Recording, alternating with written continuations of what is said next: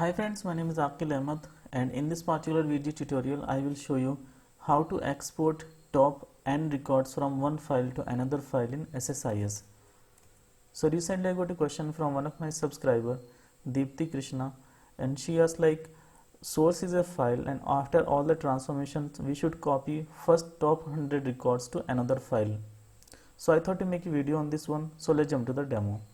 In my D files location, I got a file email.csv, and if I open this particular file in a text editor, so as you can see this file contains 1001 lines and the first record is the header information, so that's why it contains actual 1000 records. So what I will do, I will move first top 100 records into another file using SSIS. So let me close this one, and this is my blank SSIS package, and I will write the code here. So because we are going to deal with the data, so we will be using a data flow task here. So I can just drag and drop the data flow task into the control flow window, and then I can configure the data flow task. Because our source is a CSV file, so we will be using the flat file source to read the data from it.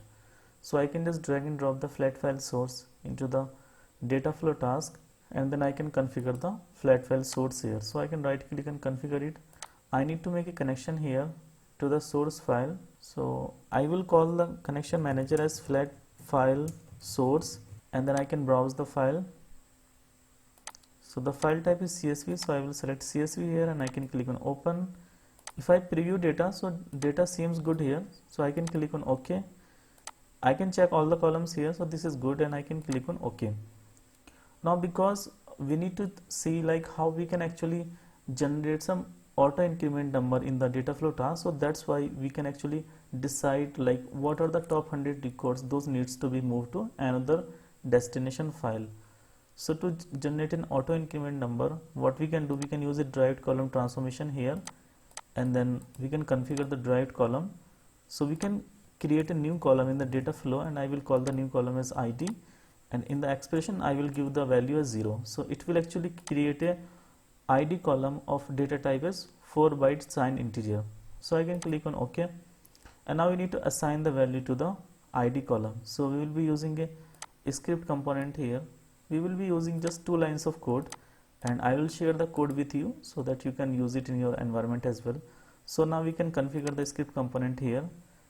From the input columns, I will select the column that I want to override the value to. So I want to override the value in the ID column, so I will select the ID column from here, and under users type I will select read write because I want to write the value to the ID column.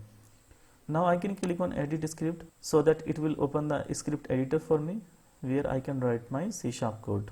Alright, so I can scroll down, and just before the input 0 process input row, you can press the enter 2 times, and then you can declare a variable here int I equal to 0 semicolon. And now under add your code here, what I can do, I can write row dot id equal to I plus 1, and then I equal to I plus 1. So this is just 2 line of code that will do the magic for you, and it will generate the ID as an auto increment column. So I can just close this one, exit, OK. So this will add a new column as ID in the data flow. If you want to see like if the new column has been added, if you want to just see the data before actually inserting it, so you can use a derived column for example here, and you can use a data viewer to view the data. So I can click on enable data viewer, and I can execute this particular data flow task so that we can see the all columns. Once we will see the columns, then I can write the code to insert the data into the flat file. So now you can see an extra column ID has been added to the data flow, and the value starts from 1, and it's a kind of auto increment column, so it goes up to 1000 because there are 1000 records in the source flat file. Okay, but we will be using only top 100 records, so we can write the code in the conditional split transformation to move only the top 100 records. So I can just delete this one, and now I can just drag and drop the conditional split transformation into the data flow task. Now I can connect the script component with the conditional split transformation, and I can configure the conditional split transformation here. So if I expand the columns here, so I can write a condition if ID is less than 101. So this condition will become true up to 100 records for the ID values. Okay, so for top 100 records the ID will be less than 101. So this will be a new output, and I can call this output as top 100 records. Okay, so this output will be true for the top 100 records, and then rest of the data will go into the default output, the conditional split default output. Okay, so I can click on OK here, and now because we want to write the conditional split top 100 records into the flat file, so we will be using a flat file destination here, and then I can just connect the conditional split transformation with the flat file destination, and from the output I will select the top 100 records output, and I can click on OK. Now I can configure the flat file destination, so I can right click on it and I can click on edit, and here I can make a new connections, and I can click on OK. Now I will call my flat file connection as flat file destination, and I can browse the file that I want to write to. So I can go back to the location D files, and I can generate a empty file here, and I will call my file as email_dest, and I can give the extension as CSV. And now I can just go back here and I can select the CSV files, and I will select this email_dest file, which is empty right now. So I can click on open.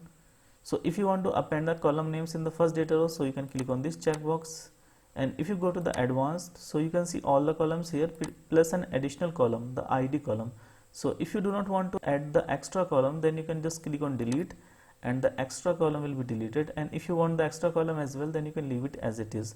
Okay, so I can click on OK, and now I can go to the mappings. So you can see all the input columns have been mapped with the destination columns, so I can click on OK.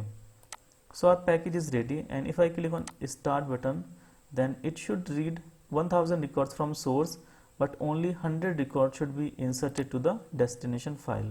So you can see 1000 records came till the conditional split transformation, but only 100 records became true for the condition that it should only insert top 100 records. Okay, so I can go back to the D files location, and I can see a file here, email_dest, and if I open this particular file with the textpad editor, so you can see this file contains 101 lines. Okay, and the first line is the header information, so that's why it has inserted only 100 records to the destination file. Yeah, so I think this is good. Yeah, so I think that's it for today's video, and I will share the source file with you, and I will also share those two lines of code with you so that you can use it in your environment as well. Thank you guys for watching the video, and if you like the video, then please click the like button. Do subscribe to our channel, press the bell icon and click on all so that you will be notified every time I upload a new video. Thank you so much.